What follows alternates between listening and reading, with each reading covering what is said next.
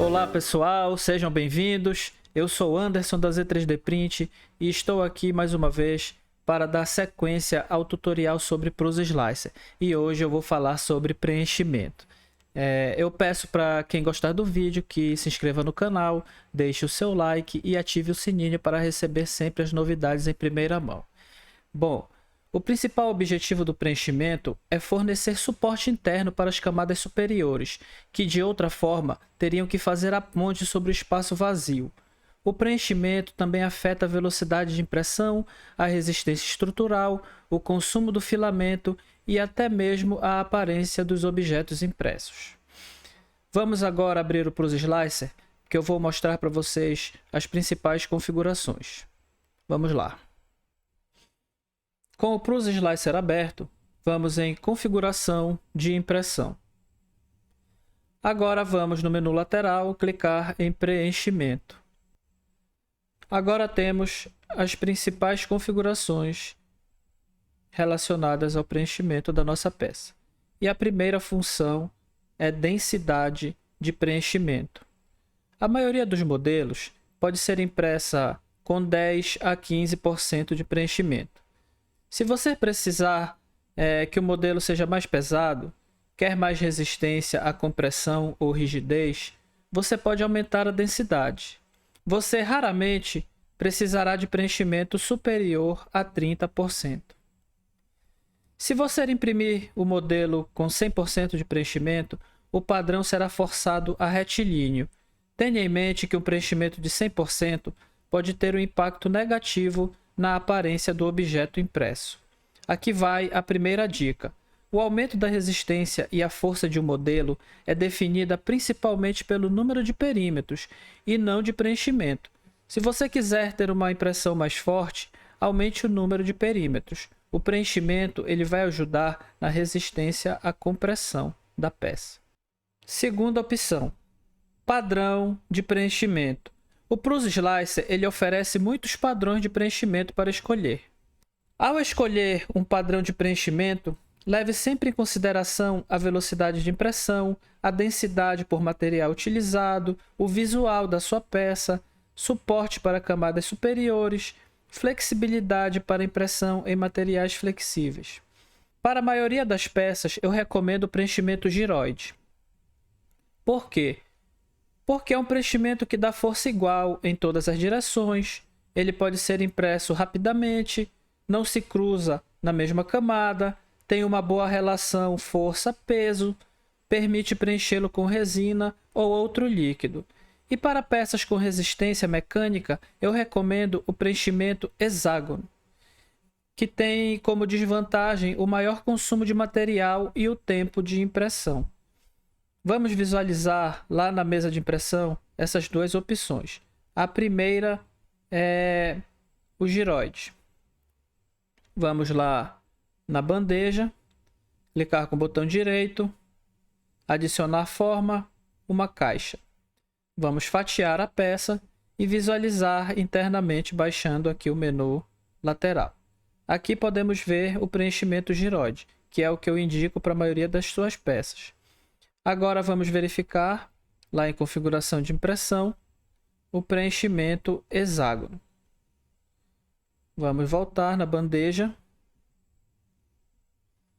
Vamos fatiar a peça e esse aqui é o preenchimento hexágono. Ele é muito útil para uma peça que você vai precisar que ela tenha resistência à compressão. Lembrando que se você quiser que a peça ela seja mais reforçada, é melhor você aumentar a quantidade de perímetros. Voltando lá em configuração de impressão.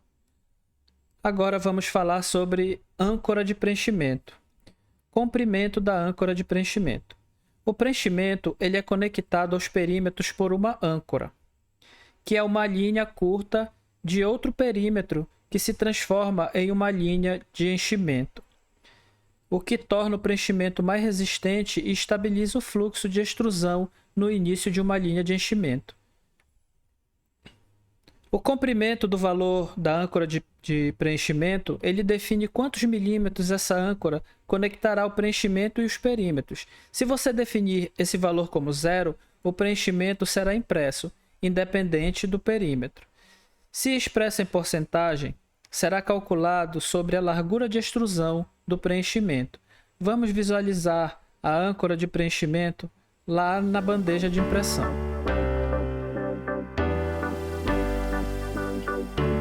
Vamos fatiar a peça e vamos verificar aqui a âncora de preenchimento, que é todas essas linhas que estão conectadas com o perímetro interno da peça, tá? E aqui ela está configurada com aquele padrão lá da configuração, que é de 600% do valor da largura de extrusão. Eu sempre indico deixar esse valor padrão, porque, como eu falei, ele estabiliza o fluxo de impressão aqui quando ele começa a imprimir essa primeira âncora aqui, tá? Voltando lá na configuração de impressão. A outra opção é o comprimento máximo da âncora de enchimento. Esse valor ele define o comprimento máximo da âncora de preenchimento, conectando o preenchimento com o perímetro. Então aqui o comprimento máximo dele, que ele pode ir, é até 50 milímetros. Eu vou colocar aqui o valor de 1 e vamos observar a mudança que ele vai ter lá na peça. Vamos lá na bandeja de impressão, vou fatiar agora e percebemos que todas as âncoras elas têm agora um valor de 1 milímetro.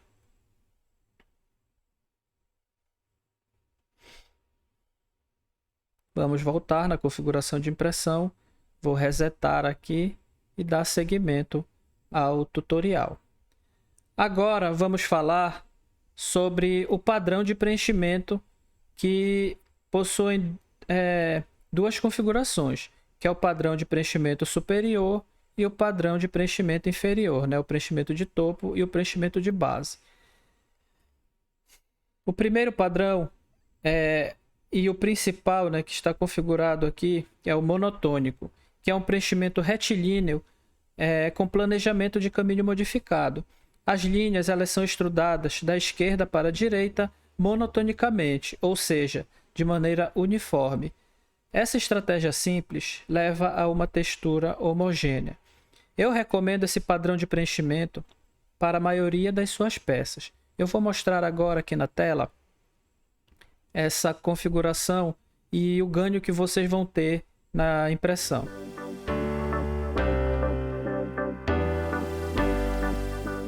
Aqui podemos observar dois padrões de preenchimento, um retilíneo e o outro monotônico. O que o preenchimento monotônico faz é eliminar esse brilho na peça, né, que parece até uma falha na impressão. Então, como eu falei, eu recomendo para a maioria das suas peças esse padrão de preenchimento, tanto no topo como na base. Existem também outros padrões de preenchimento, principalmente os que você pode utilizar para melhorar a estética da sua peça. São eles: curva de Hilbert, que cria formas retangulares que se parecem com uma cesta de vime. Esse preenchimento ele aumenta significativamente o tempo de impressão devido à forma complexa. Vamos observar lá na bandeja de impressão. Fatiar. Visualização de topo.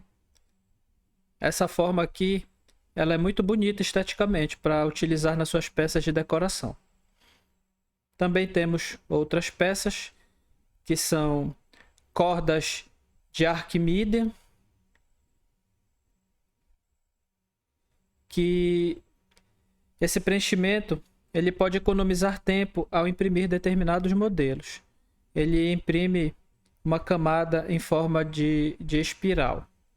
Vamos voltar lá na bandeja de impressão, vamos fatiar aqui. Também ela é muito bonita esteticamente, principalmente para formas cilíndricas. Vou colocar aqui um cilindro. Vamos fatiar e observar aqui o preenchimento, que fica com uma estética muito boa para suas peças de decoração. Existem outros também, no caso o concêntrico. O concêntrico, ele copia as formas do perímetro na parte superior. Vamos verificar na bandeja. Aqui, olha, ele copiou a forma do cilindro na parte superior, no cilindro, e no cubo ele copiou a forma do cubo. Então ele copia a estética do objeto na parte superior. E também temos um outro que eu gosto muito, que é o espiral estrelado. O nome já diz tudo, né? Ele imprime uma camada de topo em forma de estrela. É bom principalmente para fins estéticos, mas devido à sua forma complexa, ele prolonga o tempo de impressão. Mas vale a pena utilizar nas suas peças. Aí vamos verificar lá na bandeja de impressão. Aqui, ó. Ele cria uma superfície em forma de estrela. Então vamos dar prosseguimento ao tutorial.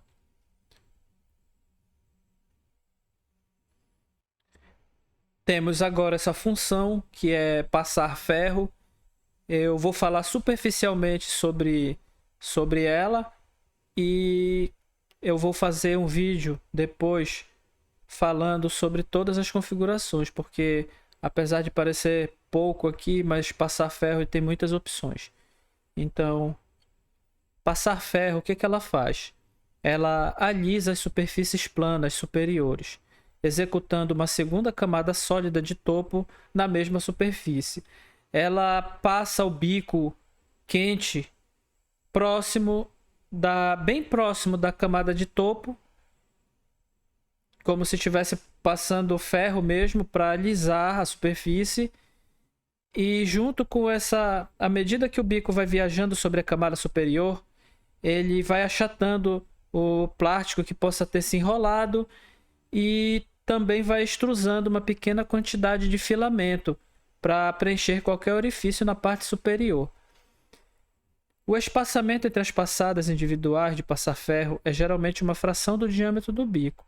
Isso significa que o bico passará pelo mesmo local várias vezes. Eu vou mostrar para vocês aí um exemplo de passar ferro, que também é conhecido como ironing. Bom, aqui temos esse exemplo que eu peguei lá no site da Prusa, né, no manual da Prusa, que no lado esquerdo podemos verificar as linhas de impressão nas superfícies de topo. E na parte direita, depois de ativar a ferramenta Ironing, você percebe que a superfície ela se encontra mais lisa e praticamente ela remove as linhas de impressão. Vamos voltar em configuração de impressão para dar sequência ao tutorial.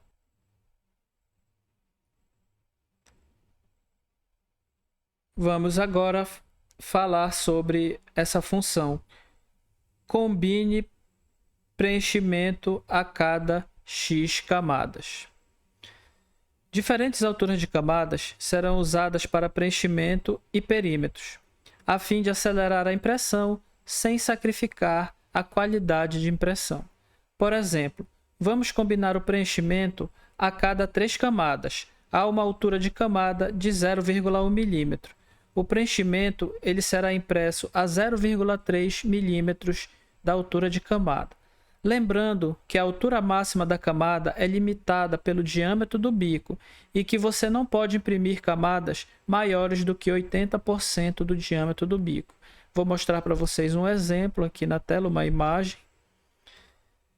Temos esse exemplo aqui, que ele provavelmente está combinando o preenchimento a cada 2 camadas. Então, a cada 2 camadas de perímetros que está na cor laranja aqui, ele vai imprimir uma camada de preenchimento, o que agiliza a impressão, mas também pode fazer com que a sua peça ela não fique esteticamente correta.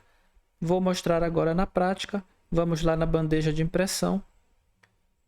Vamos primeiro configurar aqui.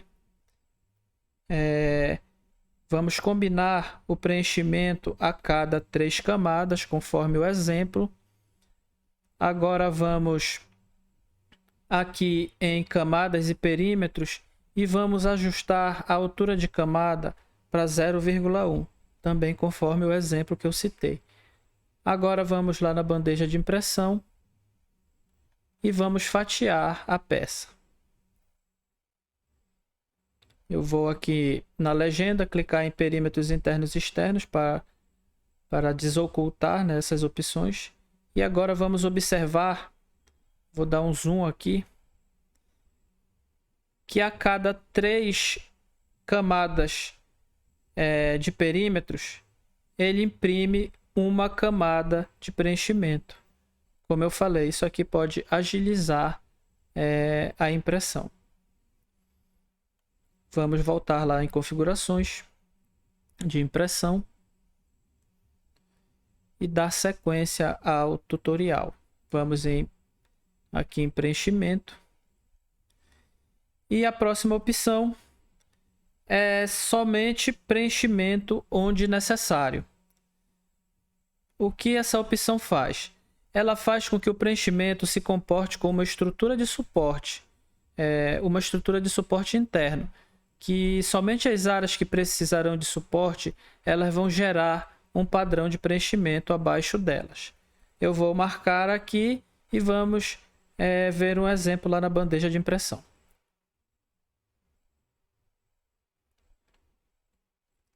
Eu vou imprimir esse cubo e não vai acontecer nada, né? O suporte não, o preenchimento ele vai continuar do mesmo jeito. Agora, se eu colocar, por exemplo, aqui ao lado adicionar forma esfera e fatiar,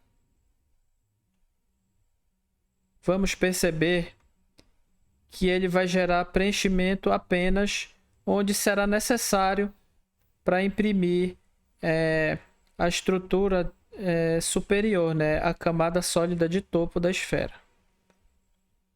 Onde não precisa, ele não vai imprimir preenchimento. Então, essa é a função que nós marcamos lá em configuração de impressão, preenchimento. Vamos voltar. Vamos dar sequência ao tutorial. Agora vamos falar sobre preenchimento sólido a cada X camadas. Esse recurso permite que você force uma camada sólida após cada número determinado de camadas. Isso pode ser útil para aumentar a resistência da peça. No entanto, outras opções como aumentar o número de perímetros ou porcentagem de preenchimento são preferidas. Outras aplicações seriam criar células internas separadas a fim de aumentar o isolamento térmico.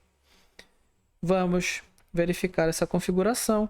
Eu vou clicar aqui um preenchimento sólido a cada 5 camadas, por exemplo.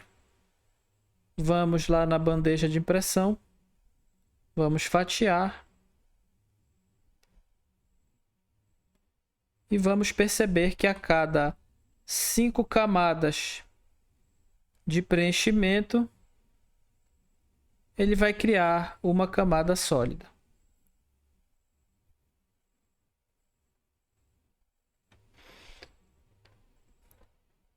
Vamos em configuração de impressão novamente. Vamos falar agora sobre o ângulo de preenchimento. O ângulo padrão para orientação de preenchimento sólido, que é a angulação lá dos padrões de preenchimento.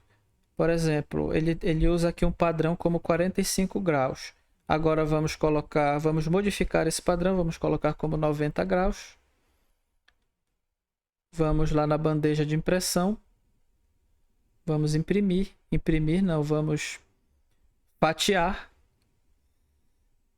E vamos perceber que a peça ela ficou com a camada sólida de topo no padrão de 90 graus com o seu preenchimento. Vamos voltar lá nas configurações e seguir com o tutorial.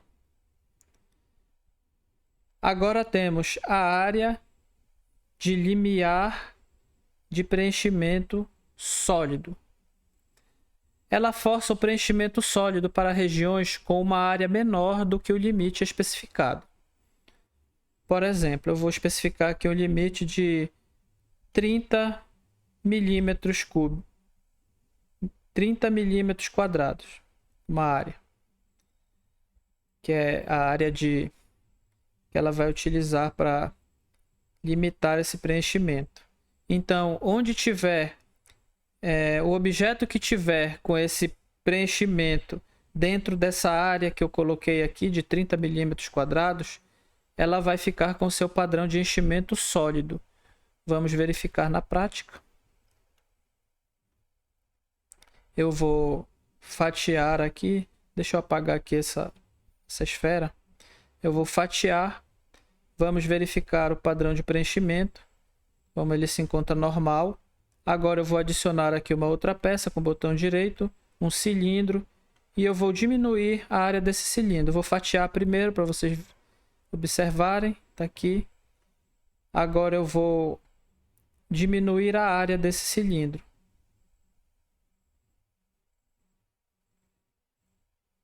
Para objetos que tenham uma circunferência pequena, que vocês queiram dar uma resistência melhor, ele pode ser muito bem utilizado. Agora eu vou fatiar e vamos observar que a parte interna, o preenchimento, ele vai ficar sólido. Por quê? Porque ele se encontra dentro daquela área lá do limiar de preenchimento. Vamos voltar nas configurações. E agora temos a próxima opção, ângulo de ponte. É a mesma configuração aqui do ângulo de preenchimento, só que no caso aqui vamos colocar o ângulo da superfície de ponte. Vamos lá eu vou colocar aqui na bandeja de impressão e eu vou inserir um objeto que eu costumo utilizar para calibração de ponte para demonstrar esse exemplo. Vamos aqui, esse objeto aqui. Vamos fatiar. Podemos observar aqui em azul, nesse tom de azul aqui, inclusive podemos verificar aqui na legenda, preenchimento de ponte, que o padrão do preenchimento ele se encontra na horizontal. No caso aqui ele está utilizando 0 grau. Vamos agora em configuração de impressão e modificar aqui o ângulo da ponte para 45.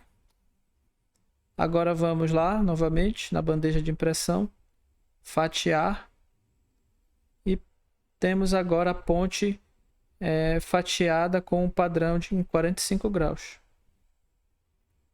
Então é essa a função de ângulo de ponte. Vamos agora para a próxima função, que é apenas retrair quando cruzar perímetros. Ela desativa a retração quando o caminho de deslocamento não excede os perímetros da camada superior, fazendo com que qualquer escorrimento seja provavelmente invisível. Então essa é uma opção para evitar qualquer escorrimento na camada superior. Preenchimento antes dos perímetros. Essa opção ela muda a ordem de impressão de perímetros e preenchimentos. No caso, o que ela faz é apenas imprimir primeiro o preenchimento e depois os perímetros. Eu recomendo sempre deixar essa opção desabilitada. Então chegamos ao fim a mais um tutorial. Eu espero ter tirado a maioria das dúvidas e se você ficou com alguma dúvida, deixe aí nos comentários que eu vou tentar responder. E se você gostou do vídeo, não esqueça de se inscrever no canal, de deixar o like e ativar o sininho para receber sempre em primeira mão todas as novidades. Então é isso, pessoal. Valeu e até o próximo vídeo.